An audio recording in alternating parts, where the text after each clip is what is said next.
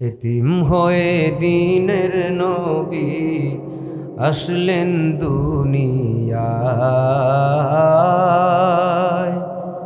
এতিম হয়ে দিনের নবী আসলেন দুনিয়ায়। মায়ের উদরে থাকতে নবী পিতাকে হারায়। মায়ের উদরে থাকতে নবী পিতাকে হারায়। মায়ের উদরে থাকতে নবী পিতাকে হারায়। মায়ের উদরে থাকতে নবী পিতাকে হারায়। শিশু নবী কেন্দে বলে, শোনো মাগো আমিনা রে, সকল শিশুর পিতা আছে, মোর পিতা কোথায়? মায়ের উদরে থাকতে নবী পিতাকে হারায়। মায়ের উদরে থাকতে নবী পিতাকে হারায়। আউযু বিল্লাহি মিনাশ শাইতানির রাজীম। বিসমিল্লাহির রহমানির রহিম।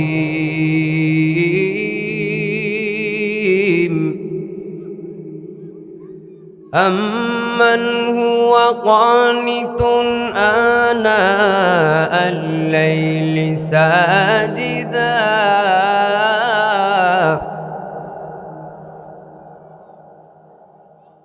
ساجدا وقائما يحذر الآخرة ويرجو رحمة ربه قل هل يستوي الذين يعلمون والذين لا يعلمون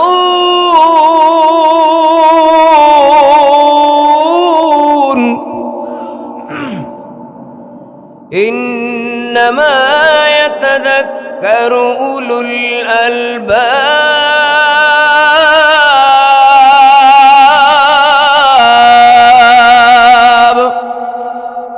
মুসলমান ভাইয়েরা আমার, পর্দার আড়ালের সম্মানিত মা বোনেরা, হেলাই ফয়লা হযরত খাদিজাতুল কুবরা রাদিয়াল্লাহু আনহা মহিলা কওমি ও নুরানি মাদ্রাসার উদ্যোগে আজকের এই ১৬তম বাৎসরিক ওয়াজ মাহফিল।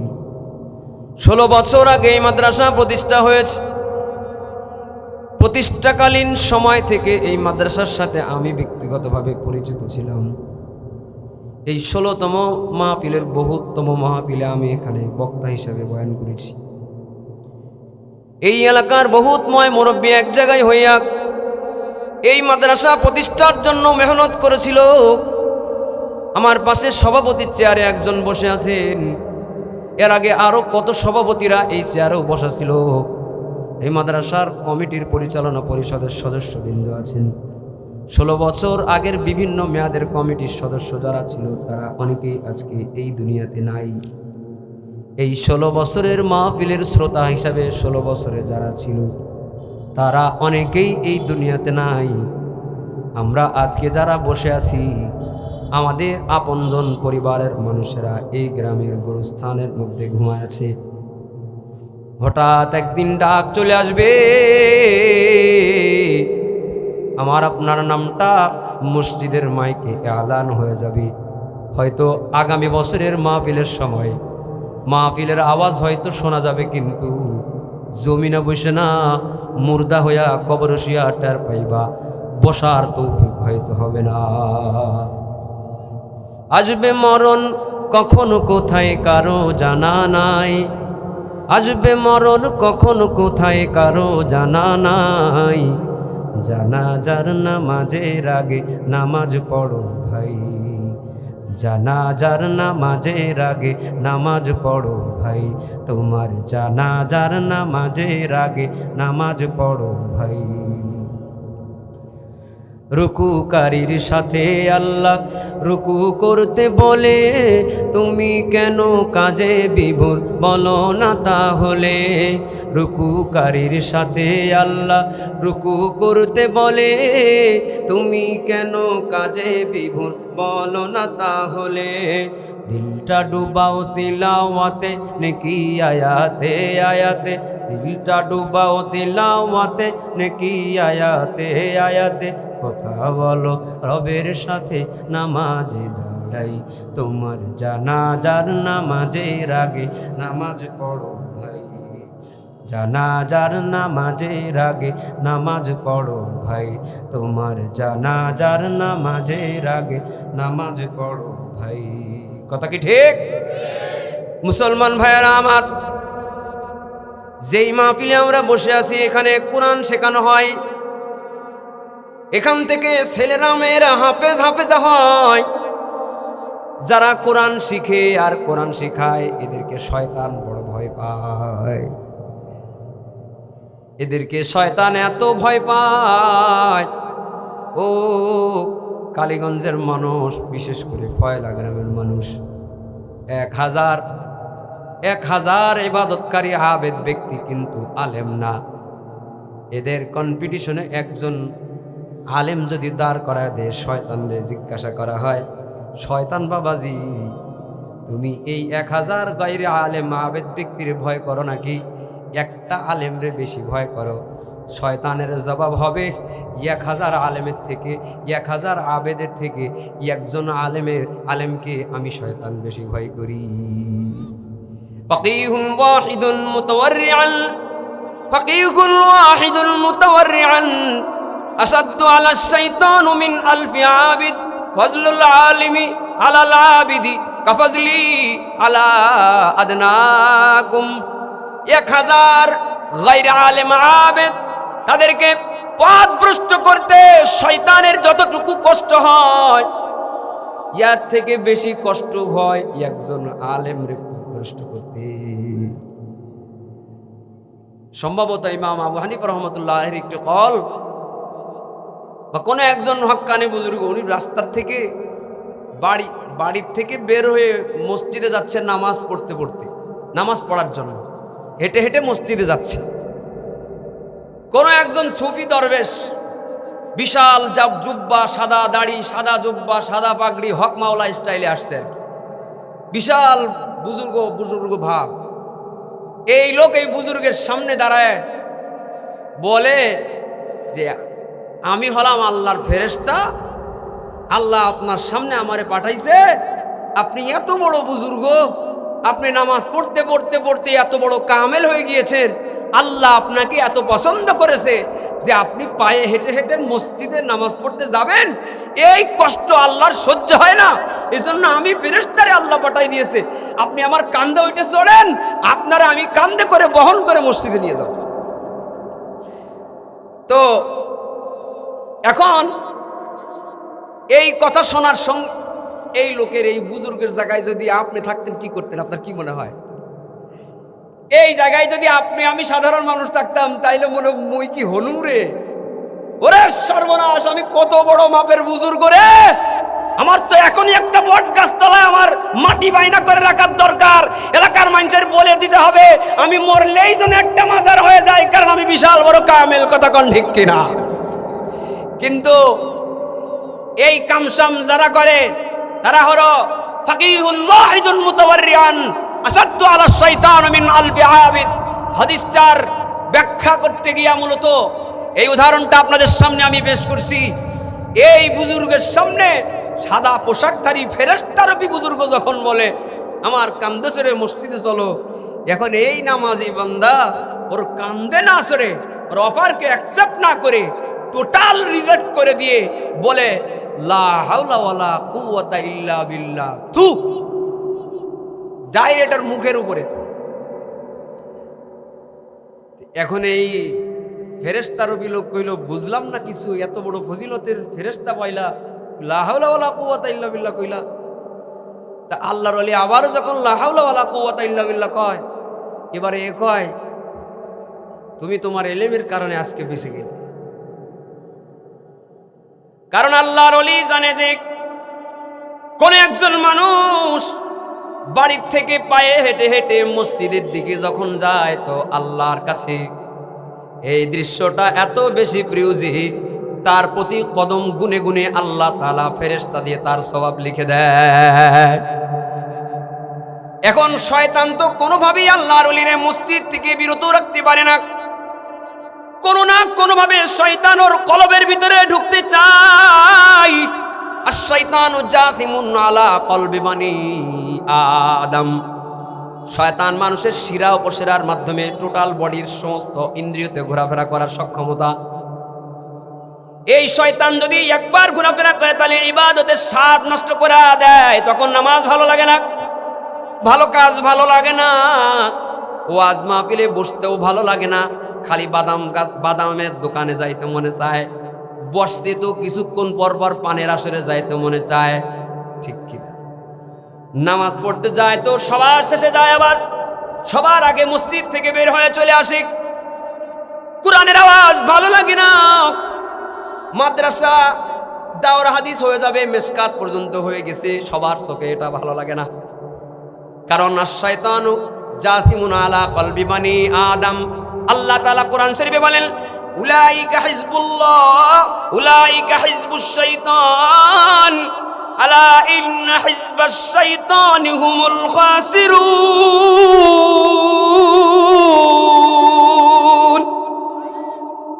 পৃথিবীর মধ্যে দুইটা দল আছে, একটা হলো হিজবুল্লাহ আর একটা হলো হিজবুশ শাইতান।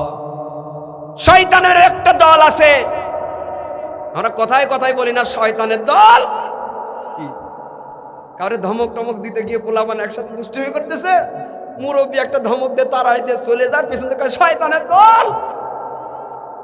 আল্লাহ তাআলা এই শব্দটা কোরআন শরীফের মধ্যে বলেছে, উলাইকা হিজবুশ শাইতান, সূরা মুজাদালা, ওরা হলো শয়তানের দল।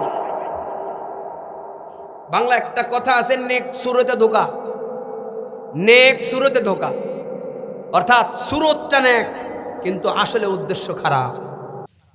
মুসলমান ভাইয়েরা আমার, আল্লাহর ওলি বলে আমি মসজিদে কদম দিয়ে হেঁটে হেঁটে যাব, এটা বুঝি তোর সহ্য হয় না, এজন্য তুমি আমারে কান্দে চড়ায়া মসজিদে নিয়ে যাবা আর আমার সওয়াব কমানোর ধান্দা করবা। এই আল্লাহর ওলি আলেমের কথাই শয়তান বলে, ও আলেম তুমি তোমার এলেমের জোরে আজকে বেঁচে গেলে। আলেম আবার বলে, লা হাওলা ওয়ালা কুওয়াতা ইল্লা বিল্লাহ। থু, মানে এই যে বললো যে এলেমের জোরে বেঁচে গেছো, এই কথাটাও আলেমের পছন্দ হয় না। আবার লা হাওলা ওয়ালা কুওয়াতা ইল্লা বিল্লাহ, থু মেরে দিল। শয়তানকে আমি আবার কি করলাম রে? কয় তুই তো এবার চিকন বুদ্ধি মারছস, আগের বার ডাইরেক্ট মারছিলে, এবার চিকন বুদ্ধি দিয়ে আমারে তুমি ধোঁকা দেওয়ার চেষ্টা করেছো। ইন্না কায়দাশ শাইতান, শয়তানের কায়দা কানুন ষড়যন্ত্রের কৌশলগুলো খুব চিকন, বোঝা বড় দায়, নেক্সট সুরতে ধোঁকা। আলেম বলে তুমি আমারে বলছো আমার এলেমের জোরে আমি বেঁচে গেছি, কথাটা মানবো আর ঈমান চলে যাবে, কারণ আমার এলেম আমারে বাঁচাই নাই, আমারে বাঁচাইছেন কি? মুসলমান ভাইয়েরা আমার, ইন্নাশ শাইতানা লিল ইনসানি আদুউম মুবিন। আমাদের সব থেকে বড় প্রতিদ্বন্দ্বী, প্রতিপক্ষ, সব থেকে বড় শত্রু, তার নাম হলো শয়তান। আশ-শাইতানু ইয়াইদুকুমুল ফাকরা ওয়া ইয়া'মুরুকুম বিল ফাহশা আল্লাহু ইয়াইদুকুম মাগফিরাতাম মিনহু ওয়া ফাদলা। যে কারণে আলেমদেরকে শয়তান বড় ভয় পায়। আলেমদের কেমন ভয় পায় যে 1000 আবেদ ব্যক্তির যতটুকু ভয় না পায় তার থেকে বেশি ভয় একজন আলেমরে পায়। হযরত ওমর ফারুক রাদিয়াল্লাহু আনহুকে শয়তান ভয় পাইতো কেমন শোনেন। আল্লাহর নবী একদিন পথ দিয়ে হেঁটে যাচ্ছে, দেখে শয়তান হাঁপাইতে হাঁপাইতে দৌড়ে আসতেছে, মনে হচ্ছে কার জানি তাবড় খেয়ে আসতেছে, কে মনে হয় পেছন থেকে তাবড় দিয়েছে। শয়তান হাঁপাইতে হাঁপাইতে নবী কয়, এই যে কি কই এই পাশে আবার আপনি আসতেছেন, তা তো খেয়াল করি। হাঁপাইতেছিস কা? কয় হুজুর ওই পাশ থেকে ওমর আসতেছে। ওমর আসতেছে বলে তুই এরকম করতেছিস? কয় ওমরের নাম শুনলে আমার পায়জামা খারাপ হয়ে যায়, অবস্থা এরকম আর কি। তার মানে বোঝা গেল শয়তান সাহাবীদের ভয় পাইতো, শয়তান নবী রাসূলদের যেমন ভয় পাইতো, আল উলামা ওয়ারাসাতুল আম্বিয়া ফা ইন্নাল আম্বিয়া লাম ইউরিসু দিনারা ওয়ালা দিরহামা। নবীদের ওয়ারিস আলেমদেরকে আজও শয়তান ভয় পায়, যে কারণে শয়তান আর শয়তানের দোসরেরা কোনোদিন চাই না কোরআনের আওয়াজ মাইকে বাজবে, মাদ্রাসায় কোরআন তেলাওয়াত হবে, ইমাম সাহেবের তেলাওয়াত সহি হবে। এটা শয়তান আর শয়তানের দোসরেরা কোনোদিন চায় না। যে কারণেই পরিবর্তিত এই বাংলাদেশে আজও আমাদের শুনতে হয় তথাকথিত ইউনিভার্সিটিতে কোরআন পড়ানো হয়েছে। আমরা গত 16 বছরেও এমন দুঃসাহস কাউকে দেখতে দেখি নাই যারা দিনে দুপুরে লেখাপড়ার নাম করে নিজের বাক স্বাধীনতার নামে কোরআন পুড়িয়েছে। পরিবর্তিত বাংলাদেশে কোরআন পুড়িয়েছে। আগামীতে এই কাজ যেন কেউ না করতে পারে আইন প্রণয়ন করে এদেরকে ফাঁসির ব্যবস্থা করতে হবে। যদি আগুন লেগে ধ্বংস হয়ে যায়, ধ্বংস হয়ে যায়, যদি আগুন লেগে ধ্বংস হয় পৃথিবীর সব বইয়ের দোকান, তবু বিশ্ব থেকে হারাবে না পবিত্র কোরআন। যদি আগুন লেগে ধ্বংস হয় পৃথিবীর সব বইয়ের দোকান, তবু বিশ্ব থেকে হারাবে না পবিত্র কোরআন, তবু বিশ্ব থেকে হারাবে না পবিত্র কোরআন। করবে কেমন করে কোরআন ধ্বংস আগুনের তেজ, করবে কেমন করে কোরআন ধ্বংস আগুনের তেজ। আছে বিশ্ব ভরা লক্ষ লক্ষ কোরআনের হাফেজ, এরাই আবার ছাপিয়ে আসমানি গ্রন্থ, ছাপিয়ে আসমানি গ্রন্থ বাঁচাবে ইসলামের মান, তবু বিশ্ব থেকে হারাবে না পবিত্র কোরআন, তবু বিশ্ব থেকে হারাবে না পবিত্র কোরআন। করলো কোরআন নিয়ে কত লোকে আদালতে কেস, কোরআন নিয়ে করলো কে হও আদালতে কেস। লিখলো সালমান রুশদি বিদ্বেষপূর্ণ স্যাটানিক ভার্সেস, তবু আল কোরআনের নূরের বাতি,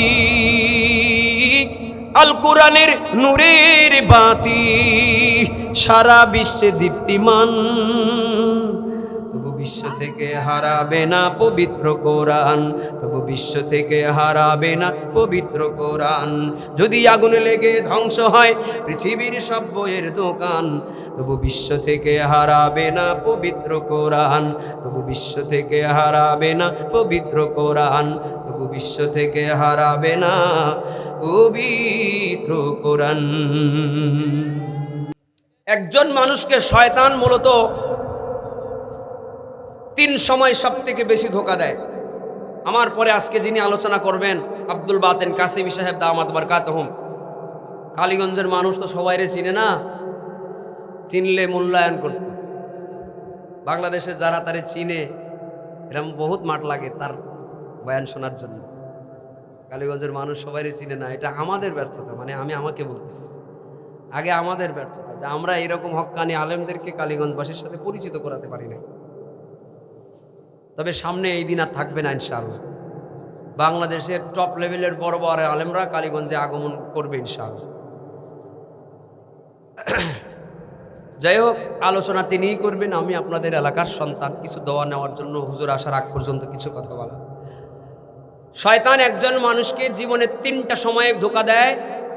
এই 3টা সময়ের সাথে পরিচয় করায় দিয়ে আমি সময়ের নির্দিষ্ট সময়ের ভিতরে আলোচনা শেষ করবো। এই 3টা সময়ের কথা আমাদের মুখস্থ এবং ঠোঁটস্থ থাকতে হবে, বলেন ইনশাআল্লাহ। প্রথমে শয়তান একজন মানুষকে ধোঁকা দেয় তার জন্মের সময়, বলেন প্রথমে কখন ধোঁকা দেয়। দ্বিতীয়ত শয়তান একজন মানুষকে ধোঁকা দেয় তার ইবাদতের সময়, বলেন কখন। 3 নম্বরে একজন মানুষ শয়তান সব থেকে বেশি ধোঁকা দেয় তার মরণের সময়, বলেন কখন। জন্ম, ইবাদত এবং মৃত্যু, এই 3টা সময় মানুষকে শয়তান সব থেকে বেশি ধোঁকা দেয়। বলেন প্রথমটা কি বলেছি, তারপরে ইবাদত, তারপরে মৃত্যু। এই 3টা সময় শয়তান একজন মানুষকে সব থেকে বেশি ধোঁকা দেয়। মুসলমান ভাইয়েরা আমার, সন্তান যখন দুনিয়ায় ভূমিষ্ঠ হয় সে কিন্তু মুসলমানিত্বের উপরেই জন্মগ্রহণ করে। হিন্দু মায়ের সন্তান, খ্রিস্টান মায়ের সন্তান, ইহুদি মায়ের সন্তান, বেঈমান নাস্তিক মায়ের সন্তানটাও শিশু বয়সে ইসলামের উপরে জন্মগ্রহণ করে। কুল্লু মাউলুদিন ইউলাদু আলা ফিতরাতিল ইসলাম ওয়ালাকিন আবাওয়াইহি ইউহাউদানিহি আও ইউনাসসিরানিহি আও ইউমাজ্জিসানিহি। সন্তান দুনিয়ায় আগমন করে ইমানের উপরেই আগমন করে, কিন্তু এর হিন্দু মা তারে হিন্দু বানায়, সন্তানের ইহুদি মা সন্তানটার ইহুদি বানায়, নাস্তিক মা তার সন্তানটারে নাস্তিক বানায়, মুসলিম মায়ের পরিবেশের কারণে সন্তানটা মুসলিম হয়। এমনকি এদেশের মধ্যে ধর্মের বিষয়টাও যদি বাদ রাখি, তাইলে বাপের পেশা যেটা হয় সন্তান সেই পেশায় যায়, বাপের দল যেটা সন্তান সেই দলে যায়, বাপের তরিকা যেটা যেই পুরের মুরিদ বাপে সন্তানও সেই দিকে যায়। একজন মানুষ দুনিয়ার মধ্যে আগমন করে মুসলমানিত্বের উপরে, কিন্তু এই জন্মগ্রহণের সময় শয়তান একজন মানুষকে এমন ভাবে ধোঁকা দেয়, কারণ মানুষের সব থেকে বড় শত্রু যে সে হলো শয়তান। শয়তান রইসুল মালাইকা ছিল জিন জাতি হওয়া সত্ত্বেও, ইবলিস ছিল রইসুল মালাইকা অর্থাৎ ফেরেশতাদের সর্দার। কিন্তু আল্লাহ বলেছিলেন উসজুদু লি আদম, আদম রে সেজদা করো, তো অহংকার করেছিল, আবা ওয়াস্তাকবারা ওয়া কানা মিনাল কাফিরিন, অহংকার করেছিল, অস্বীকার করেছিল। আল্লাহ তাআলা বলেছিলেন ফাখরুজ মিনহা ফা ইন্নাকা রাজিম, দূর হয়ে যা, তোরে আমি জান্নাত থেকে বহিষ্কার করে দিলাম, তুই হলো বিতাড়িত শয়তান।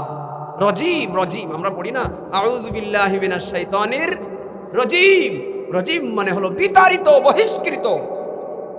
এজন্য শয়তান তাড়ানোর সবথেকে অন্যতম গুরুত্বপূর্ণ পাওয়ারফুল একটা দোয়া হলো আউযু বিল্লাহি মিনাশ শাইতানির রজিম। ছোট ছোট বাচ্চারা যখন রাস্তায় চলে, কুকুরে তাবড় দেয়, ওদের বাচ্চাদের শিখায় দিবে যে তোমার সামনে যদি কখনো কুকুর, সাপ, ভয়ঙ্কর কোনো এমন প্রাণী পড়ে যায়, কেউ নয়, জোরে জোরে পড়বা আউযু বিল্লাহি মিনাশ শাইতানির রাজিম।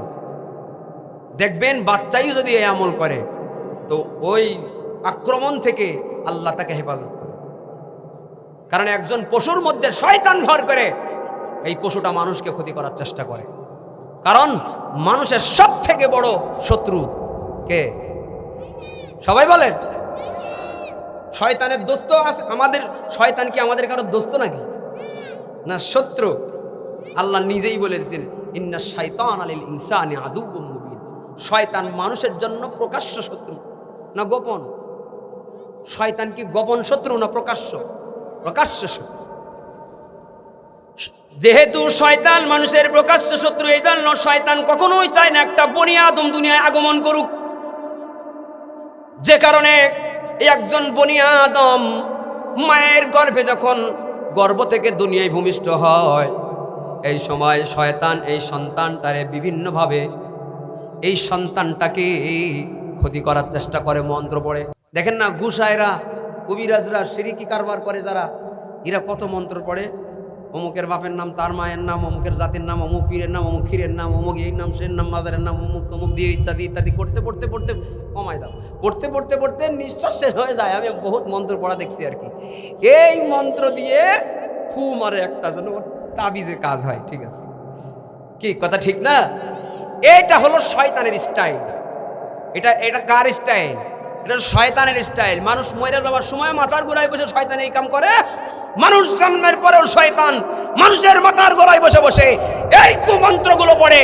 এই মন্ত্রের প্রতিক্রিয়ার কারণে জন্মের পরে অনেক সন্তান স্বাভাবিক জন্ম নেওয়ার পরেও তাকে আইসিইউতে নেওয়া লাগে। স্বাভাবিক জন্ম নেওয়ার পরেও অন্ধ হয়ে যায়, বিকলাঙ্গ হয়ে যায়, লুলা হয়ে যায়, বিভিন্ন রকম অসুবিধায় শয়তানের বদনজর আর বান মারার কারণে। এই জন্য একজন সন্তান যখন দুনিয়া আগমন করবে, বাপ মার কিছু করণীয় আছে। তার ডান কানের মধ্যে আজান দিয়ে দিবি, বাম কানের মধ্যে একামত দিয়ে দিবি।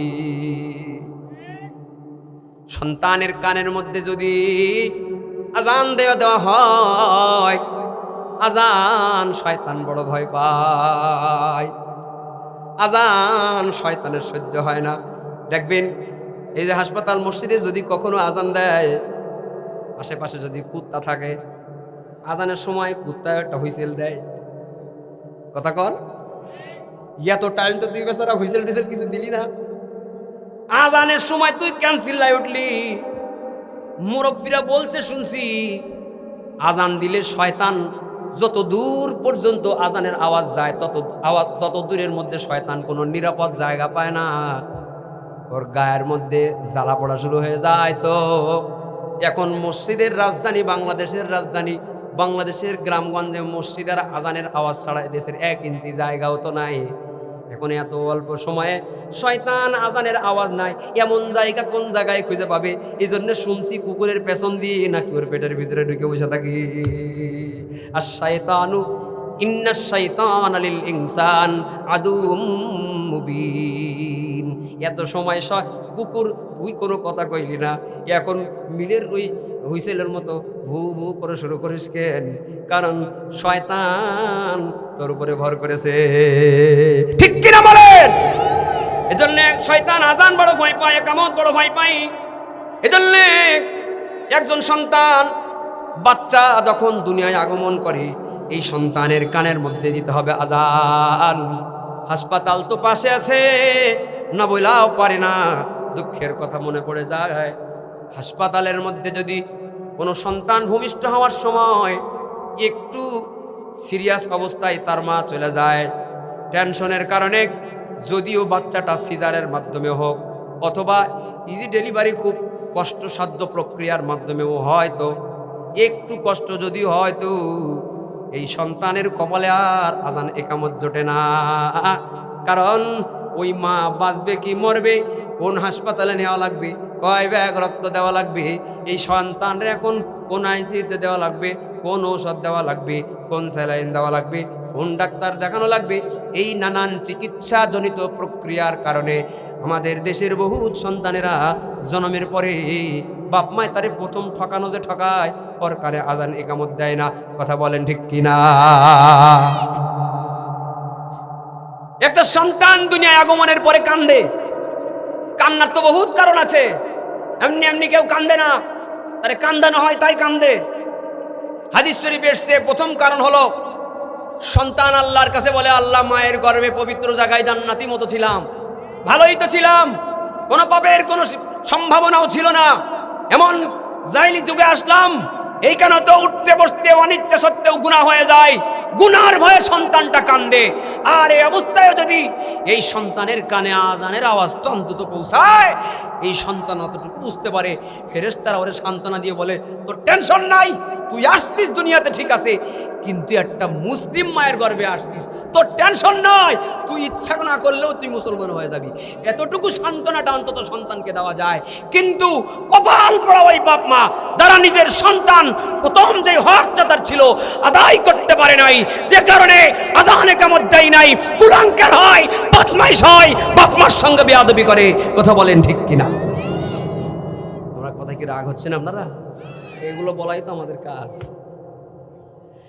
মুসলমান ভাইরা আমার, মানুষ যখন ইবাদতের টাইম হয় ওই সময় শয়তানের বেশি কষ্ট হয়। যেমন ফজরের নামাজের টাইম যখন হয়, শয়তানের সব থেকে বেশি কষ্ট হয়। মুয়াজ্জিন যখন বলে আসসালাতু খায়রুম মিনান নাওম, ঘুম হইতে নামাজ উত্তম, মুয়াজ্জিন যখন মিনারায় দাঁড়ায় আজান দিয়ে দেয়, কিছু মানুষ আছে লাফ দিয়ে উঠে যায়, আর কিছু মানুষ আছে মাথার নিচের বালিশটা কানের উপরে ঠেসে ধরে, যেন আমার কানে আজান ঢুকতে না পারে। তুই আর ওই পাড়ার কুকুরের মধ্যে কোনো পার্থক্য না। হায়রে সাদের দুনিয়ায় মানুষ পাওয়া বড় দায়, মানুষ দেখতে চল হয়ে এবার জাদুঘরে যাই সবাই। হায়রে সাদের দুনিয়ায় মানুষ পাওয়া বড় দায়, মানুষ দেখতে চল হয়ে এবার জাদুঘরে যাই সবাই, মানুষ দেখতে চল হয়ে এবার জাদুঘরে যাই সবাই। চেহারাটা দেখতে ভালো, পোশাকটাও চমৎকার, অন্তরে তার কালি ভরা, কাজটা বড় কদাকার। চেহারাটা দেখতে ভালো, পোশাকটাও চমৎকার, অন্তরে তার কালি ভরা, কাজটা বড় চমৎকার। এই মানুষের ভিড়ে আজি, এই মানুষের ভিড়ে আজি আসল মানুষ নাই রে নাই। মানুষ দেখতে চল হয়ে এবার জাদু ঘরে যাই সবাই, আইরে সাদের দুনিয়ায় মানুষ পাওয়া বড় দায়। মানুষ দেখতে চল হয়ে এবার জাদু ঘরে যাই সবাই, মানুষ দেখতে চল হয়ে এবার জাদু ঘরে যাই সবাই। শিক্ষার জোরে ডিগ্রির ভারে সাহেবের মাজা বাঁকা, শিক্ষার জোরে ডিগ্রির ভারে সাহেবের মাজা বাঁকা। মুচকি হেসে সব অফিসে নেই যে ঘুষের টাকা। শিক্ষিত হইয়া মানুষকে, শিক্ষিত হইয়া মানুষকে কেমনে মানুষ বলা যায়। মানুষ দেখতে চল হয়ে এবার জাদু ঘরে যাই সবাই, মানুষ দেখতে চল হয়ে এবার জাদু ঘরে যাই সবাই।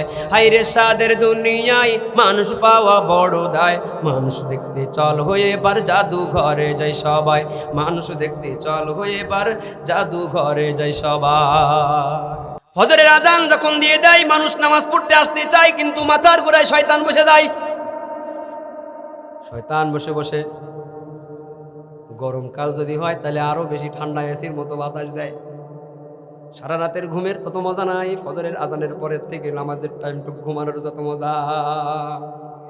কথা বলেন না যে সারা রাত এত মজা নাই, এত স্বাদ নাই। ফজরের আজানের পরের থেকে নামাজের রক্ত শেষ হওয়া পর্যন্ত ঘুমানোর যেই মজা। কারণ এই সময় শয়তান তোমার মাথা টিপে দেয়, বাতাস করে দেয়। শয়তান ওয়েদার তার পক্ষ থেকে তোমার সুন্দর একটা উপযোগী বানায় দেয়, যে কারণে খুব ঘুমাইতে মনে চায়। ঘুমের বড়ি খেয়েও ঘুম আসে না, ওরও ফজরের টাইমে ঘুম আসে। হাদিস শরীফে এসেছে শয়তান হাদিস শরীফে এসেছে শয়তান ওর মাথার গোড়ায় মন্ত্র পড়ে পড়ে 3টা গিট্টু মারে, গিরা। দেখবেন যারা একটু কবিরাজি করে তারা মন্ত্র পড়ে, কোরআন হাদিসে পড়লো, তারা দেখবেন অনেক মন্ত্র পড়ে আর একটা করে ফু দিয়ে একটা করে গিরে মারে। হ্যাঁ, শয়তানও 3টা গিট্টু মারে, মানে মন্ত্র পড়ে আর 3 দফায় তারে নিজের বশ করে নেয়। যে 3টা গিট্টু যতক্ষণ না খুলবে ততক্ষণ পর্যন্ত এ বেনামাজি আমার দলের লোক, শয়তানের দলের লোক কে আছেন একটু হাত উঁচা করেন। উলাইকা হিজবুশ শাইতান আলা ইন্না হিজবাশ শাইতানি হুমুল খাসিরুন।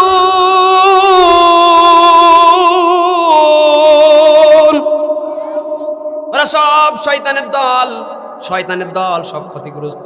উলাইকা হিজবুল্লাহ আলা ইন্না হিজবাল্লাহি হুমুল মুফলিহুন। যারা আল্লাহর দল এরা সব হয়ে যাবে সফল কাম। ওরা হবে ক্ষতিগ্রস্ত, এরা হবে সফল কাম। মুসলমান ভাইয়েরা আমার, শয়তান 3টা গিয়ে দেয়। হাদিস শরীফে এসেছে, আমার একটু আমল শেখাইতেছি বাবাজিরা, একটু খেয়াল করে শুনেন। জীবনে বহুত চিল্লা পাল্লা শুনছেন, আমিও জীবনে বহুত চিল্লা পাল্লা করছি, কিন্তু আমলের কথা কইতেছে, কি আপত্তি আছে? একজন মানুষ যখন ঘুম থেকে জাগে, ঘুম থেকে জাগার পরে প্রথম যদি সে আগে উজু করে, ফজরের আজান শুনে নামাজের উদ্দেশ্যে আগে যদি উজু করে, তাইলে 3টা গিট্টুর একটা গিট্টু খুলে যায়। সুবহানাল্লাহ। তো আসতে মনে হয় মানে গোয়ালের ঘাস চলবে না নাকি? শয়তানের এই 3টা গিট্টু যদি মারা থাকে তাহলে আপনার ঝামেলা আছে। কি ঝামেলা? নামাজ পড়বেন, নামাজে কোনো মন বসে না। নামাজ পড়বেন, নামাজের মধ্যে অঙ্ক চলে, অঙ্ক অমুকের কাছে হতো, অমুকের কাছে হতো, এটা দিলে তো হবে, এটা দিলে তো হবে, এটা দিয়ে এটা শোধ করবে। ইমাম সাহেব কায় সামি আল্লাহ লিমান হামিদা, তখন সিজদায় চলে যায়। কারণ নামাজের মধ্যে এত সুন্দর একটা ব্রেন, সব মনে পড়ে যায়। বাড়ির কোনো কিছু হারাই গেলে নামাজ দাঁড়াইলে মনে পড়ে যায়। কি কথা ঠিক না? নামাজের সময় কোনোভাবেই যেন এমন, আল্লাহ বলেছেন এমন ভাবে ইবাদত করো, আন্নাকা তারাহু ফাইল্লাম তাকুন তারাহু, আন তা'বুদাল্লাহা কাআন্নাকা তারাহু ফাইন্নাকা তারাহু ফাইন্নাহু ইয়ারাক। এমন ভাবে ইবাদত করো যেন তুমি আল্লাহকে দেখতেছো। আল্লাহু আকবার। আরে আমরা আল্লাহকে কেমনে দেখবো? আমাদের নাপাক চামড়ার চোখ, আমরা 2 হাত ধরে চশমা ছাড়া দেখতে পাই না, আমরা আল্লাহকে কেমনে দেখবো? দেখা যায়, দেখার জন্য কোরআনের আলোর প্রয়োজন হয়। কোরআনের আলো দিয়া এই জমিনে দাঁড়াইয়া আলেমরা আল্লাহর জান্নাত জাহান্নাম সব কিছু দেখতে পায়। আল্লাহু আকবার। এই দুনিয়ার জমিনে বহুত ক্যাটাগরির মানুষ আছে মুসলমান। এই দুনিয়ার জমিনে বহুত ক্যাটাগরির মানুষ আছে, যার দৌড় যত বেশি তার জ্ঞান তত বেশি, যার এলেম যত বেশি তার জ্ঞান তত বেশি। এই জন্যে কিছু মানুষ আছে আল্লাহকে দেখে দেখেই ইবাদত করে, ওই জাতের মানুষের কথা বলার সময় নাই। কিন্তু আল্লাহ বলেন তোমার ঈমান যদি এত দুর্বল হয় যে তুমি আল্লাহকে দেখো না, অন্তত আল্লাহ তোমারে দেখতেছে, যিনি সামিউম বাসীর, তিনি সব দেখেন, তিনি সব শুনেন। আলিমুম বিযাতিস সুদূর, অন্তরের খবরটাও যিনি জানেন। ইয়ালামু খাইনাতাল আয়ুনি ওয়া মা তুখফিস সুদূর।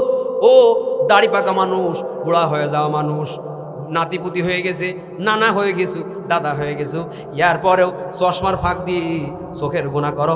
আল্লাহ বলেন ইয়ালামু খাইনাতাল আয়ুন, চোখের যে খেয়ানতগুলা চুরি করে করে বুড়াকালে তোমরা যা করো, কেউ দেখে না মনে করো, এগুলা একজন দেখেন। তিনি কি?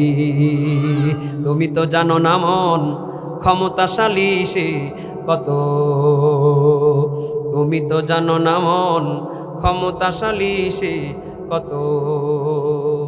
তার মনে মনে যাহা হয় তাহাই হয়ে যায়, মনে মনে যাহা হয় তাহাই হয়ে যায়। বিশ্ব জগতে যত ক্ষমতাশালী সে কত, তুমি তো জানো না মন ক্ষমতাশালী সে কত, তুমি তো জানো না মন ক্ষমতাশালী সে কত। তার কুদরতি ক্ষমতায় বরফ গলে জল হয়, রবি শশী গ্রহ তারা শূন্য ভারী টিকে রায়। তার কুদরতি ক্ষমতায় বরফ গলে জল হয়, রবি শশী গ্রহ তারা শূন্য ভারী টিকে রায়। সাগর সমুদ্র নদীর জলধারা তার হুকুমে অবনত,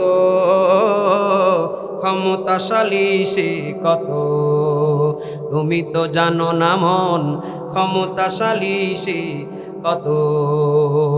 বলেন ক্ষমতার মালিককে। মুসলমান ভাইরা আমার, মানুষ ঘুম থেকে ওঠার পরে কেউ যদি এই দোয়া পড়ে আলহামদুলিল্লাহিল্লাযী আহইয়ানা বাদামা আমাতানা ওয়া ইলাইহিন নুশুর, পড়েন আলহামদুলিল্লাহিল্লাযী আহইয়ানা বাদামা আমাতানা ওয়া ইলাইহিন নুশুর। বলেন শয়তান গিট্টু দিয়েছিল কয়টা? সবাই বলেন আরো জোরে, পিছন থেকে আওয়াজ আরো জোরে লাগবে আমার। বলেন শয়তান গিট্টু দিয়েছিল কয়টা? আর একটু পরীক্ষা নিতে চাচ্ছি, পিছনের ওয়াজ আপনাদের মনে আছে কিনা। আপনারা কি পরীক্ষা দেওয়ার জন্য প্রস্তুত আছেন? একজন মানুষের শয়তান বলেন তো প্রথমে কখন ধোঁকা দেয়, তারপরে কখন, তারপরে কখন? আপনারা একটু জোরে মারহাবা বলেন, কারণ আপনারা সবাই পরীক্ষায় 100তে 100 মার্ক পেয়েছেন। গিট্টু দিছে কয়টা শয়তান? দোয়া পড়ে যদি কেউ ঘুম থেকে উঠে তাহলে একটা গিট্টু খুলে দেওয়া হয়, ওজুটা যদি করে দ্বিতীয় গিট্টুটা খুলে দেওয়া হয়, এরপরে যদি নামাজে দাঁড়ায় যায় 3 নম্বর গিট্টুটাও খুলে যায়। যেহেতু গিট্টু খুলে গেছে, এখন এই লোক নামাজে মজা পাবে, তেলাওয়াতে মজা পাবে, জিকিরে মজা পাবে, ভালো কাজ ভালো লাগবে, ভালো কাজে যেতে মনে চাবে, ভালো কাজের সমর্থন দিতে মনে চাবে। শয়তান যার নফসের মধ্যে 3টা গিট্টু দিয়ে রাখছে, গিট্টু আগে খুলো, তারপরে তোমার ইবাদতের স্বাদ আসবে। গিট্টু খুলবা না, কোরআন ভালো লাগবে না, নামাজ ভালো লাগবে না, টুপি ভালো লাগবে না, দাড়ি ভালো লাগবে না, খাদিজাতুল কুবরা মহিলা মাদ্রাসা ভালো লাগবে না, কোনো ভালো কাজ ভালো লাগবে না। অস্থির অস্থির। ইন্নাশ শাইতানা ইয়াইদুকুমুল ফাকরা ওয়া ইয়া'মুরুকুম বিল ফাহশা। গিট্টুটা যিনি দিয়েছেন তিনি তোমারে তার বশে নেওয়ার জন্য গিট্টু দিয়ে রাখছে। তার বশ কি জানো? তার প্রথম সবক হলো ইয়াইদুকুমুল ফাকরা, তোমারে গরিব বানানোর প্ল্যান করবে। 2 নম্বর হলো ওয়া ইয়া'মুরুকুম বিল ফাহশা, তোমারে অশ্লীল কর্মকাণ্ডের জন্য তোমারে নির্দেশ প্রদান করবে। এই জন্য দেখবেন যারা যত শয়তানের গোলাম তাদের কর্মকাণ্ডগুলো তত অশ্লীল। কারণ শয়তান গিরা মেরে রাখছে নফসের উপরে, বান মেরে রাখছে, জাদু মেরে রাখছে। আগে সুন্নাতের আমল শুরু করেন, তাইলে নামাজেও মজা পাবেন, ইবাদত বন্দেগীও মজা পাবেন, দান সদকাও মজা পাবেন, সমাজ সেবাও ভালো লাগবে। কি কথা ঠিক আছে না? মুসলমান ভাইরা আমার, একজন মানুষের যখন মরণের সময় হয়ে যায়, কোন মানুষ ইমানদার অবস্থায় মৃত্যুবরণ করবে এটা শয়তান কোনোদিন চায় না।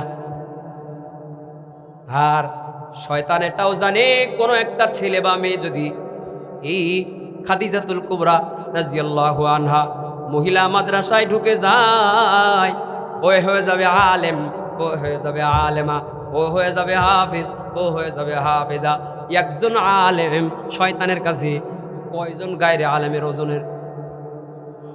ফাজলুল আলিমি আলাল আবিদি কাফাজলি আলা আদনাকুম ফাকিহুন ওয়াহিদুন মুতাওয়াররিআন আসাদ্দু আলাশ শাইতানু মিন আলফি আবিদ। এটা শয়তান সহ্য করতে পারে না, এজন্য কেউ মাদ্রাসায় ঢুকতে দিতে চায় না।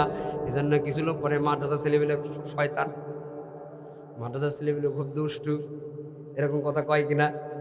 খুব দুষ্টু। হ্যাঁ, আপনার কথার সাথে আমিও একমত। মাদ্রাসার ছেলেরা খুব দুষ্টু, এই কথার সাথে আমিও একমত। কিন্তু স্কুলের পোলাপানের থেকে না, সাদা জামার দাগটা একটু বেশি দেখা যায়। মাদ্রাসায় পড়ে বলে তোমার কাছে মনে হয় এ বাচ্চা মানুষ, এর কোনো বাচ্চা সুলভ আচরণ থাকতেই পারে না, ওই এখনই বিশ্বাস হয়ে যাক, এটা মনে করে। আরে মসজিদে গিয়ে মাদ্রাসার একটা বাচ্চা, আমার আব্বা গতকালকে একজনের কথা বলল যিনি অ্যাক্সিডেন্ট করে মারা গেছিল, তার একটা ঘটনা বলতেছে যে উনি মারা যাওয়ার 2 দিন আগে মাদ্রাসার অজুখানায় উজু করতে গেছে। জাস্ট অজুখানায় যেটার উপরে বসে মানুষ উজু করে, এর উপরে একটু পানি টানি, বাচ্চারা তো ফেলায় না, একটু পানি ফেলাইছে বাচ্চারা। ওর বাপ মা তুলে লোকটা এমন গালিগালাজ করেছে, তোর বাপ মার 14 গোষ্ঠী গালিগালাজ করেছে। যে কি হয়েছে? অজুখানার বসার জিনিসের উপরে বাচ্চা, এই ছোট ছাত্র পানি ফেলাইছে। 3 দিন পরে এই হাইওয়ে রাস্তায় সে অ্যাক্সিডেন্ট করে মরে গেছে। তো যাই হোক, আমরা তার জান্নাত কামনা করি। কিন্তু দেখেন, মাদ্রাসার ছাত্র বলেই সে তো একদম অ্যাডাল্ট আর হক্কানি আলেম হয়ে যায় না, সে তো বাচ্চা মানুষ। তার বাচ্চা সুলভ আচরণগুলোকে আপনাকে মেনে নিতেই হবে। কি কথা ঠিক আছে না? আবার শয়তান তো কোনোভাবেই চাবে না এই ছেলেটা আলেম হোক, আমার শত্রু হয়ে যাক, আদমের অনুসারী হয়ে যাক, কখনোই চাবে না। ওর মেন প্রতিদ্বন্দ্বী হযরতে আদম, ঠিক কিনা বলেন? শয়তান কোনোদিন চাইবে না এই মেয়েটা আলেমা হোক, এই মেয়েটা হাফেজা হোক, এই ছেলেটা কোরআন পড়া শিখুক, এই মানুষটা দিনদার হয়ে যাক। শয়তান চাইবে না বলে ছাত্র অবস্থায় মাঝে মাঝে একটু উস্কানি দেওয়ার চেষ্টা করে। ওর গিট্টু 3টার জায়গায় 300টাও দিতে পারে। কিন্তু যদি মাদ্রাসার সঙ্গে লেগে থাকতে পারে, মাদ্রাসার তাহাজ্জুদ আর সুন্নতি পরিবেশের দস্তরখানার 5 ওয়াক্ত জামাতের সাথে যদি লেগে থাকতে পারে, এই সন্তানই একদিন শয়তানের জন্যে ভয়ের কারণ হবে। হযরত ওমররে দেখে যেমন দৌড়াইতেছিল, এই সন্তানকে দেখেই একদিন শয়তান দৌড় মারবে। একটু ধৈর্য ধরতে হবে। মুসলমান ভাইয়েরা আমার, আল্লাহর নবী রাষ্ট্রীয় কোষাগারের বাইতুল মাল, রাষ্ট্রীয় কোষাগারের মাল পাহারা দেওয়ার জন্য হযরতে আবু হুরায়রা রাদিয়াল্লাহু আনহুকে পাহারাদারের দায়িত্ব নিয়োগ করলেন, নাইট গার্ড। সব থেকে বেশি হাদিস যিনি বর্ণনা করেছেন তিনি হলেন হযরত আবু হুরায়রা রাদিয়াল্লাহু আনহু। বলেন তো আল্লাহু আকবার। আমার দিক তাকান, সব থেকে বেশি হাদিস বর্ণনা করেছে কে? হযরতে আবু হুরায়রা রাদিয়াল্লাহু আনহু। উনি রাষ্ট্রীয় মাল সামানা বাইতুল মালের রাতে নাইট গার্ডের দায়িত্ব পালন করছে। তো রাতে একটা চোর আসছে, আমি হাদিসের কথা বলছি, জাস্ট নিছক কোনো গল্প না। রাতে চোর আসছে, চোররে উনি খপ করে ধরে ফেলছে। ধরে গেল, এই ধরে ফেলছি তো, যাবি কই? বানবো তোর, সকালে নিয়ে যাবো নবীর কাছে, মসজিদে নবীকে নিয়ে যাবো, নবীকে বলবে তোরা সারিক ও সারিক তো ফাঁকতে হবে, তোর হাত কেটে দেবে। তুই রাষ্ট্রীয় সম্পদ চুরি করেছিস। আমাদের দেশে জুতা চোর, বদনা চোর, মোবাইল চোর, কম্পিউটার চোর, এই চোরের বিচার হয়। এদেশে টাকা চুরি করে যারা বেগম পাড়ায় 360টা বাড়ি বানাইলো, এদেরকে চোর বলা হয় না, এদের বিচার হয় না। কথা বলেন ঠিক কিনা? অথচ ব্যক্তির সম্পদ চুরি করলে তার পাও জড়ায় ধরে মাপ চাওয়ার সুযোগ আছে, কিন্তু রাষ্ট্রের 1 পয়সা যে চুরি করেছে জীবনেও মাপ পাবে না। মাপ নিতে গেলে এদেশের সব মানুষের পাও ঝরে ধরা লাগবে। মুসলমান ভাইরা আমার, রাষ্ট্রীয় পাহারাদারের দায়িত্ব হযরত আবু হুরায়রা রাদিয়াল্লাহু আনহু পালন করতেছে। চোর ধরে ফেলছি, এবার চোর হযরত আবু হুরায়রার পাও জড়ায় ধরছে। ভাই আমারে মাফ করে, আমি আর জীবনে করব না। আগের জামানার মানুষ ভাই খুব রহম দিলের মানুষ ছিল, আমাদের মতো ইটের মতো শক্ত না, ওর মনই গলে না। আমাদের দেশের মানুষের মনই গলে না, সব নিষ্ঠুর। বাপ মাই কান্দে, ছেলের মন গলে না। শাশুড়ি বিছান ভরে বাথরুম করে দিয়েছে, সারাদিন চিল্লাইতেছে, মাছি উড়ে তার গায়ে, বৌমার মন কান্দে না। কথা বলেন, মনই দিল তো নরম হয় না দেশের মানুষের। ওর যে একদিন শাশুড়ি হওয়া লাগবে, এই দিন না, আরো দিন আছে।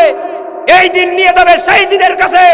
তুমি শাশুড়ির অবহেলা করেছো, তোমার শাশুড়ি তো বাথরুম করে মাছি উড়েছিল, 3 দিন পরে পরিষ্কার হয়েছিল। তুমি বলে থাকবা জিন্দা লাশ, সবটা চলে যাবে, তুমি দেখার লোক পাবা না, প্রতিদান আল্লাহ তোমার দিয়ে দিবে। কথা বলেন ঠিক কিনা? তো হযরত আবু হুরায়রা রহম দিলের মানুষ ছিলেন, পাও জলায় ধরছে, মন নরম হয়ে গেছে, মাফ করে দিয়েছে আল্লাহর রাস্তায়। ঘটনা কিন্তু চোর আর এই আবু হুরায়রা 2 জন ছাড়া তৃতীয় কোনো ব্যক্তি জানে না, কারণ রাতের ঘটনা। ফজরের নামাজে বেলাল আযান দিয়ে দিয়েছে, সালাতু খায়রুম মিনান নাওম। মসজিদে নববীতে নবীর পিছনে ইমামতি, নবীর পিছনে নামাজ পড়ার জন্য মুক্তাদি হয়ে গেছে আবু হুরায়রা। নামাজের পরে মসজিদে নবীর চিরাচরিত অভ্যাস ছিল, ফজরের নামাজের পরে সাহাবীদের সঙ্গে বসতেন, তালিম করতেন, খোঁজ খবর নিতেন, স্বপ্নের কথা বলতেন, স্বপ্নের কথা জিগাইতেন, ব্যাখ্যা বিশ্লেষণ বলতেন। এখনো এই হেলা ফয়লা পরিদাপাড়া আশেপাশের বহুত মসজিদে, যেহেতু কালীগঞ্জ হলো মাদ্রাসার শহর, কালীগঞ্জে দাওরা হাদিস মাদ্রাসা আছে, কালীগঞ্জে কামিল মাদ্রাসা আছে, কালীগঞ্জে হেফজখানা আছে, কালীগঞ্জে শত শত হাফেজ আছে, শত শত আলেম আছে, শত শত মুফতি মুহাদ্দিস আছে মাদ্রাসার বরকতে। কথা বলেন ঠিক কিনা? নবীজি হযরতে আবু হুরায়রাকে ফজরের নামাজের পরে ডাক দিয়ে বলেন, ও আবু হুরায়রা, রাতে যে চোরটা আসছিল তার কি খবর? বলেন আল্লাহু আকবার। বলেন নবী কি ওই জায়গায় ছিল নাকি? নবী কি চোখ দিয়ে দেখছে? জানাই দিছে কি? আরো জোরে, কি আর নাম, আল্লাহর নাম কইতে কষ্ট হয়, জোরে বলেন কে? আবু হুরায়রা বলে, ইয়া রাসূলুল্লাহ, মাফ চাইছিল তো, আমার মন নরম তো মাফ করে দিছি। নবীরও তো মন নরম, নবীও বলে আজকে রাতে আবার আসবে, অগ্রিম বলে দিয়েছে, আজকে রাতে আবার আসবে। আবু হুরায়রা মনে মনে করে, আজকে মাফ চালু, তোর কোনো ক্ষমা নেই, একদিন মাফ করছি, এরপরে যদি আসে ওর কোনো মাপ নেই, ওর ধর্মই আছে, নিয়ে নবীজির কাছে নিয়ে আসবো, ওর বাইন্দে পিটানো হবে, কোনো কথা নেই। চোর। গভীর রজনীতে আবার হযরত আবু হুরায়রা বাইতুল মালের জিম্মাদার হিসেবে নাইট গার্ডের ডিউটি পালন করতেছে। আবার চোর মাল সামানা চুরি করে পোটলা বাঁধতেছে। হযরত আবু হুরায়রা আওয়াজে কাঁপতে ধরবে, আর তোর কোনো খবর নেই, আমি জানতাম যে তুই আসবি, যাতে আজকে আমি আরো চোখটা ভালো করে রেডি ছিলাম, কোনো ঘুম আমার নেই, আজকে তোর ধরবই, তোর নিয়েই যাবো, আর বান্দাও ফেলছে অলরেডি, তুই এইভাবেই বান্দা থাকবি, তুই সকাল হওয়ার আগ পর্যন্ত তোর কোনো ছাড়েগা নেই, সকালে তোর বেঁধে নিয়ে যাবো, কোনো কথা নেই, কোনো কথা কর সুযোগই নেই, মাপ চাওয়ার ওর মোয়া কওয়ারই সুযোগ নেই, বুঝে মাপ চাবে মোয়া কওয়ারই সুযোগ নেই, তোর কোনো কথা হবে না। এখন শয়তানের কায়দা কানুন খুব কঠিন, শয়তানের ষড়যন্ত্রগুলো খুব কঠিন, চিকন বুদ্ধি ওর, ও কেমনে কেমনে কান্দাকাটি করে ম্যান করে নরম দিলের মানুষের মন আবার নরম করে ফেলছে। বলছে ঠিক আছে, আজকে আমার কাছে মোসলেকা দিয়ে যা, আর জীবনে কোনোদিন চুরি যদি করিস, এই দিন কিন্তু আর কোনো রিহাই নেই, আজকে শেষবারের মতো মাফ করে দিলাম। হ্যাঁ, নরম দিলের মানুষ তো, আবার মাফ করে দিয়েছে। ফজরের নামাজের পরে নবীজি বলে, আবু হুরায়রা সুরের কি খবর? কাছে হুজুর আজকে তো আপনি জেনে গেছেন, আমি মাফ করে দিছি। আমার মন যে কেমনে নরম হয়ে গেল আমি বুঝলাম না। আমি এত চেষ্টা করলাম, আমি ওরে মাফই করবো না। নবীজি হাসে, মারহাবা কর। নবীজি বলে আজকেও কিন্তু আবার আসবে, তুমি সিরিয়াস থাকো। আবু হুরায়রা যা বলার মনে মনে বলে রেডি আছে, আজকে আবার চোর আবার চুরি করে ধরা খাইছে। এবার আবু হুরায়রার কাছে মাপ চাই, বলে কোনো মাপ নাই, মাপ নাই, মাপ নাই। নবীর কাছে তোর জন্য আমি আবার বুঝি ছোট হব, মাপ নাই। এবার আবু হুরায়রা বলেন সব থেকে বেশি হাদিস বর্ণনা করেছে কে? তার মানে এলেমের পাগল, তার মানে এলেমের পাগল, এলেম অন্বেষণের ক্ষুধা তার মধ্যে আছে। যার দুর্বল পয়েন্ট যেটা, ওই উইক বাটনে চাপ দিলে সেই ব্যক্তি বসে চলে আসে। আবু হুরায়রার এলেমের পাগল। এবার এই চোর বলে, ও আবু হুরায়রা, তোমার এমন একটা আমল আমি শিখায়া দিব, যে আমল তুমি যদি করো কোনো দিন তোমার সামনে থেকে কেউ চুরি করতে পারবে না, তুমি পাহারা দেওয়াও লাগবে না, তুমি ঘুমায় থাকবা, আমলটা করবা, তোমার সম্পদ জীবনেও কোনো চোর চুরি করতে পারবে না। আল্লাহ ওই আমলের বরকতে ফেরেশতা পাহারাদার বানায়া তোমার সম্পদ হেফাজত করবি। এখন চোরে বলে, আবু হুরায়রা আমলটা কি তোমারে শিখাবো নাকি? কোন তো এই এমন লোকের এমন কথা কইছে, এই লোক তো এই চায়, এই লোক তো এলেমই চায়, এর আর কিচ্ছুর দরকার নাই। তো আজকেও শয়তানরে নেবে নেবে করতে করতে ওর উইক বাটনে চাপ দিয়েছে আর কি। দিলেই আল্লাহর বান্দা আবার আবু হুরায়রা কয়, ঠিক আছে আমলটাকে কও, যদি আমার মনোভূত হয় তাহলে তুমি ছাড়া পাবা। এবার চোর তখন বলে, আল্লাহু লা ইলাহা ইল্লা হুয়াল হাইয়ুল কাইয়্যুম লা তাখুযুহু সিনাতুন ওয়ালা নাওম লাহু মা ফিস সামাওয়াতি ওয়া মা ফিল আরদ মান যাল্লাযী ইয়াশফা'ু ইনদাহু ইল্লা বিইذনিহি ইয়া'লামু মা বাইনা আইদিহিম ওয়া মা খালফাহুম ওয়া লা ইউহীতুনা বিশাইইন মিন ইলমিহি ইল্লা বিমা শাআ ওয়াসি'a কুরসিয়্যুহুস সামাওয়াতি ওয়াল আরদ ওয়া লা ইয়াউদুহু হিফযুহুমা ওয়া হুয়াল আলিয়্যুল আযীম। বলেন এই দোয়ার নাম কি? সবাই বলেন, হ্যাঁ, আয়াতুল কুরসি। এইবার এই চোরে বলে, আবু হুরায়রা রাতে যখন ডিউটি শুরু হবে, আয়াতুল কুরসি এই জায়গায় পুরো একটু ফুটো দিয়ে বাড়িতে ঘুমাবো, তোমার আর আমার মতো কোনো চোর এ জায়গায় ঢুকতে পারবে না। আবু হুরায়রা কয়, তোর আমলটা আমার ভাল লাগছে, কিন্তু তোর পরিচয় না দেওয়া পর্যন্ত আমি তোরে ছাড়বো না। আজকে তোরে কইছিলাম যে তোরে আমি ছাড়বো, তোর পরিচয় দেওয়া লাগবে। তুই আসলে কি? তুই শয়তান, কিন্তু এত বড় একটা আমল আমারে তুই শিখাইলি, তোর আমলের কথা তো ঠিক মনে হচ্ছে, তো খারাপ কিছু শিখাস নাই, তুই কি? ও কয়, আমি হলাম ইবলিশ, আমি হলাম আজাজিল, আমি ইবলিশ। কই এই জন্যেই তুই এই এলেম জানিস, কারণ ইবলিশ তো বিশাল বড় আলেম। ফজরের নামাজের সময় বেলা নামাজ শেষ হয়ে গেছে, নবী আবার বলে, আবু হুরায়রা খবর কি? আজকের খবর। আল্লাহর নবীকে যখন হযরত আবু হুরায়রা বলে, আবু হুরায়রা যখন বলে, ইয়া রাসূলুল্লাহ, ওই যে আয়াতুল কুরসি পড়তে কইলো, ঘটনাটা কি সঠিক নাকি? ফজিলত কি ঠিক আছে নাকি? আল্লাহর নবী বলে, লোকটা যদিও শয়তান, কথাটা কিন্তু সত্য। সুবহানাল্লাহ। তার মানে আমরা একটা আমল শিখে গেলাম আমাদের। আমি তো এই দোয়া যেদিন শিখছি, তারপরে প্রতিদিন বাইক হোক, প্রাইভেট হোক, বাইসাইকেল হোক, ঘরের তালা হোক, যে কোনো চাবি যখনই মোড়া দিই আর কি, মন থেকে আয়াতুল কুরসি বের হয়ে যায়। যে কারণে আল্লাহ হেফাজত করেন। আপনারা আমলের নিয়তে বসেন, আমল শুরু করে দিবেন। যে কোনো সম্পদ, ঘরে তালা দিবেন, ব্যবসায় তালা দিবেন, যাই দিবেন, গাড়ি ঘোড়ায় তালা দিবেন, আয়াতুল কুরসি পড়তে পড়তে চলে আসবেন। মিনিমাম একটা ফু দিয়ে আসেন, যদি পড়তে পড়তেও চলে আসেন, আল্লাহ হেফাজত করবে ফেরেশতা দিয়ে। আপনি ইয়াকিন রাখেন, কোরআন সত্য, আল্লাহ ফেরেশতা দিয়ে আপনার সম্পদ হেফাজত করবে। সুবহানাল্লাহ।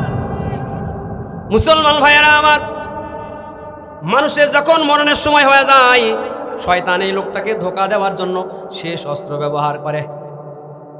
শেষ অস্ত্র কি? মাথার গোড়ায় বসে বসে তার ঈমান হরণ করার চেষ্টা করে। মুসলমান ভাইয়েরা আমার, মানুষের মরণের সময় শয়তান সব থেকে বড় যে অস্ত্রটা, ঈমানের হালতে মরণ দরকার আছে না নাই? আমরা যদি খুব টাইট করে কালেমা মুখস্থ করে বসে থাকি যে মরণের সময় পড়ে ফেলবো, সম্ভব হবে? মালিক কে? তৌফিক দেওয়ার মালিক কে? আমাদের যার যার কথা চিন্তা করে বলেন, নিজের কথা চিন্তা করে বলেন তো, যে ইমানি হালতের মরণ হোক, নিজের ব্যাপারে কে কে চান? একটু আল্লাহু আকবার, নারায়ে তাকবীর, নারায়ে তাকবীর। আল্লাহ যারা যারা আমার সাথে আওয়াজ দিল, আল্লাহ এই মানুষগুলোর কাছে যেদিন আজরাইল চলে আসবে, এদের মরণটা তুমি কালেমার হালতে দান করে দিও। মুসলমান ভাইরা আমার, ইমাম ফখরুদ্দিন রাজি রহমতুল্লাহি আলাইহি, যিনি লিখেছেন তাফসীরে কাবীর, পৃথিবীর ইতিহাসে যতগুলো তাফসীর গ্রন্থ লেখা হয়েছে সব থেকে বড় তাফসীরের নাম হলো তাফসীরে কাবীর, অর্থাৎ বড় তাফসীর। কাবীর মানে বড়। ফখরুদ্দিন রাজি রহমতুল্লাহি আলাইহি তাফসীরে কাবীর লিখেছেন, ওনার মরণের সময় শয়তান ওনার মাথার গোড়ায় বসে গেছে। ওনার মাথার গোড়ায় বসে বসে বলে আল্লাহ নাই। আর একজন মানুষ যখন মরণের সময় হয়, তার শরীরের সমস্ত ইন্দ্রিয়গুলো দুর্বল হয়ে যায়, তার স্মৃতিশক্তিগুলো দুর্বল হয়ে যায়। আমার নানি মুমূর্ষু অবস্থায় জানার পরে কাছে গেলাম, তো আমি যাওয়ার আগ পর্যন্ত কোনো কথাবার্তা নাই, চোখের পলকও কম, কোনো রকম নিঃশ্বাসটুক জারি আছে, হার্টবিটটা আছে, আর কিচ্ছু নড়ে না। যাওয়ার পরে কিছু অস্ত্র তো আমার কাছে আছেই, এই অস্ত্রগুলো আমি প্রয়োগ করলাম। তা আল্লাহর মেহেরবানি সবাই অবাক হয়ে গেল যে দেখি আমার নারী মোটামুটি হাতও লড়ায়, দুঃখের কথা কইলে চোখ দিয়ে পানিও পড়ে, হাসির কথা গেলে একটু হাসে, এতটুকু পরিবর্তন হয়েছে। আমি বললাম এই শেষ অস্ত্র আমার কাছে একটা গোপন অস্ত্র আছে, এইটা আমি ব্যবহার করছি, লোকটার স্বাভাবিক স্মৃতি যেন ঠিক থাকে, বলতে পারার দরকার নাই। আমি টেস্ট করলাম, আমি তার পাশে একটু কালেমা পড়তেছি, দেখি সেও জবান নাড়ায়, ইস্তেগফার পড়তেছি, দেখি সেও জবান নাড়ায়। আমি বললাম আমাদের আর কোনো কাজ নেই, যন্ত্র চালু আছে, পড়াই দিলে পড়বে। আল্লাহু আকবার। ইমাম ফখরুদ্দিন রাজি রহমতুল্লাহ আলাইহি মরণের সময় শয়তান তার মাথার গোড়ায় বসে বসে বলে আল্লাহ নাই। আসলে কি আল্লাহ আছে নাকি? ইমাম সাহেব তখন তার সমস্ত ইলমের দলিল প্রমাণ দিয়ে বলে অবশ্যই আল্লাহ আছে। হয় তাহলে আল্লাহ দুইজন। লাউ কানা ফীহিমা আলিহাতুন ইল্লাল্লাহু লা ফাসাদাতা। বলেন বাসের ড্রাইভার থাকে কয়জন? বাংলাদেশের বাসের ড্রাইভার কোন পাশে বসে? হ্যাঁ, সৌদি আরবে কোন পাশে বসে? মনে করেন বাংলাদেশ আর সৌদি আরব মিল দেখি, একটা বাসের ড্রাইভার ডান পাশে একটা, বাম পাশে একটা, দুটো বসাইলো, গাড়ি কোন দিকে যাবে? হ্যাঁ, সামনে যাবে। দুই ড্রাইভার দুই দিকে স্টারিং মারবে, এটা মেসাকার হয়ে যাবে না? ইমাম ফখরুদ্দিন রাজি রহমতুল্লাহ আলাইহি সমস্ত দলিল প্রমাণ দিয়া শয়তানকে বলে দিল না, তোর কথা ঠিক না। মাদ্রাসার মেয়েরা উর্দু কায়দা দর্শির মধ্যে পড়ে, আগার দো খোদা মে হোতি সংসার মে, তু দোনো বালা কো হোতি সংসার মে। সংসারে যেমন দুইজন কর্তা হইলে মারামারি লেগে যায়, এই পৃথিবীর মধ্যে দুইজন খোদা হইলেও এতদিন দলের নেতারা যেহেতু মারামারি হয়, বিরোধী দল আর প্রধান দল যেহেতু মারামারি হয়, এই পীর ওই পীর যদি মারামারি হয়, তাহলে এই খোদা ওই খোদাও মারামারি লেগে যায়। তো কোনোদিন মারামারি লাগে নাই, তার মানে খোদা কয়জন? ফখরুদ্দিন রাজি রহমতুল্লাহ আলাইহি একটা একটা করে দলিল দিতেছে, আল্লাহ একজন একটা একটা করে দলিল দিতেছে, 100টা দলিল দেওয়া হয়ে গেছে। আল্লাহু আকবার। ওনার মতো ইলম তো আপনারও নাই আমারও নাই, ওনার মতো 100টা দলিল, শয়তানের মতো আলেম তার সঙ্গে দলিল দিয়া ঈমান নিয়ে মরার কোনো সুযোগ আমাদের নাই, কারণ ওর মতো বড় আলেম আমরা না। ফখরুদ্দিন রাজি রহমতুল্লাহ আলাইহি যখন একটার পর একটা দলিল দিতেছি, শয়তান দলিল দেয় আল্লাহ নাই, ইমাম সাহেব বলে আল্লাহ আছে। ওনার শায়েখ এসে বলে ও শিষ্য আমার, আল্লাহ নাই, আল্লাহ নাই, এত দলিল দেওয়ার কি দরকার? এই কথার তুমি বলে দাও আল্লাহ একজন আছে, তোর মতো শয়তানের দলিলের কি দরকার? দলিল প্রমাণ লাগবে না, আমার মতো ইমানদারের কাছে দলিল প্রমাণ ছাড়াই আমার আল্লাহ। কি কথা বলেন ঠিক কিনা? এই জন্যে আমাদের হুঁশিয়ার, সাবধান। মানুষের মরণের সময় শয়তান মানুষদেরকে বেঈমান করে মারতে চায়। একজন মানুষ যেন ইমানদার অবস্থায় মৃত্যুবরণ করতে না পারে। শয়তান, হাদিস শরীফে এসেছে, মানুষের মরণের সময় তার মাথার গোড়ায় যদি কেউ বসে বসে সূরাতুল ইয়াসিন পাঠ করে, সূরা ইয়াসিনের বরকতে আল্লাহ তাআলা এই ইয়াসিন পাঠের বরকতে ওই অসুস্থ ব্যক্তির, মুমূর্ষু ব্যক্তির আশেপাশেও শয়তান আসতে পারে না, আল্লাহ তাকে একটা ভালো মরণের ব্যবস্থা করে দেয়। বলেন সুবহান। আমি এতটুকু বলতে চাই, বাড়ির একজন মুমূর্ষু ব্যক্তি যদি মরণের টাইম হয়, এর মরণটা ভালো হওয়ার জন্য কি করণীয় এইটাই মানুষ জানে না। কথাটা বুঝাইতে পারলাম না? যেমন আমি আমার মুমূর্ষু নানির পাশে গেছি, তার আহাল পরিবার সবগুলোর আমি ডাকছি, ডেকে বলেছি একজন মানুষের মৃত্যুর আগে বাড়ির মানুষের কিছু করণীয় থাকে, সেগুলো আমি বলবো। মরার পথে কি পরে কিছু করণীয় আছে, সেগুলো আমি বলবো। মনে করায় দিয়ে আসলাম, এই অসুস্থ ব্যক্তির শরীরটাকে পাক রাখবেন, অপবিত্র রাখবেন না, তাইলে ফেরেশতা কাছে আসতে সহজ হবে। মরার পরে বাবারে মারে বলে চিৎকার দিয়ে কান্নাকাটি যদি করেন, আমাকে আপনারা জানাজায় পাবেন না। একদম হুমকি দিয়ে আসছে। নান, খালা, খালু, মামা, মামি সবগুলোর বলে আসছি, যদি হাউমাউ করে চিৎকার দেওয়া শুরু করেন, আমাকে পাবেন না, আমি চলে যাব। আগেই সিগন্যাল দিয়ে আসছি। মরণের পরে কুলখানির নামে যা হয় সমস্ত এইগুলোর ব্যাপারে, কুসংস্কারের ব্যাপারে তাদেরকে স্পষ্ট করে দিয়ে আসছি। বাড়ির মধ্যে একটা হাফেজ, হাফেজা, একটা আলেম, আলেমা এরকম মাদ্রাসার ওসিলায় যদি হয়, এতটুকু নিশ্চিত থাকেন এই লোকটার ওসিলায় এই বাড়ির মুমূর্ষু মানুষটার সুন্দর একটা মরণ অন্তত আল্লাহ নসিব করবে ইনশাআল্লাহ। বলেন সকলেই।